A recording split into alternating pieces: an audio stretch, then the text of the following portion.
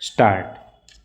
उपाध्यक्ष महोदय, आप जानते हैं कि इस विधेयक पर आजकल जो बहस हुई है उसमें हमने पूरा विरोध किया है और इस संबंध में अपने तर्क पेश किए हैं। विराम। सरकार ने हमारे किसी भी सुझाव को स्वीकार करने से इनकार कर दिया है। विराम। जहाँ तक इस कानून को अमल में लाने का संबंध है, केंद्रीय सरकार पूरे तौर पर राज्य सरकारों पर निर्भर है। विराम।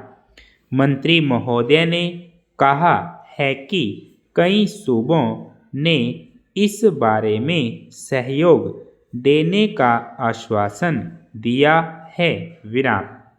लेकिन मैं जानता हूँ कि कई सूबों ने इस कानून का बहुत सख्त विरोध भी किया है।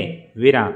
उनका कहना है कि केंद्रीय सरकार को किसी भी तरह सहकारी क्षेत्र की संस्थाओं के संबंध में अपने अधिकार को प्रयोग करने का प्रयास नहीं करना चाहिए। विराम।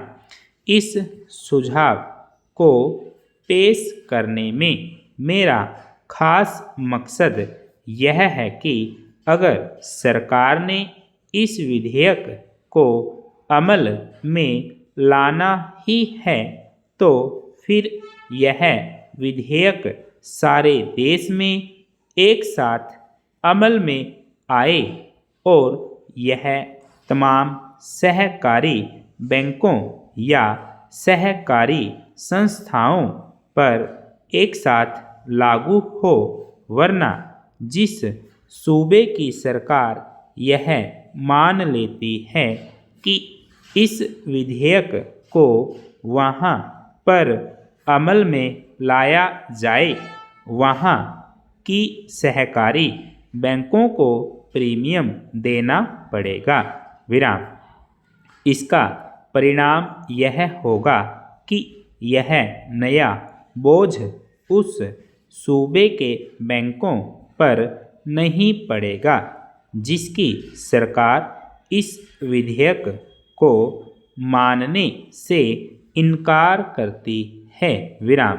मेरे इस सुझाव को स्वीकार करने का यह भी लाभ होगा कि अगर केंद्रीय सरकार यह चाहती है कि इस कानून को किसी भी हालत में अमल में लाना चाहिए और सहकारी बैंकों में पैसा रखने वाले लोगों को तत्काल कानून का संरक्षण देना चाहिए, तो उस पर भी यह बंधन रहेगा कि चूंकि उसने इस विधेयक को 1 साल में अमल में लाना है, इसलिए यह जल्दबाजी करके इस विधेयक को पूरे देश पर एक साथ अमल में ला पाएगी। संपूर्ण विराम।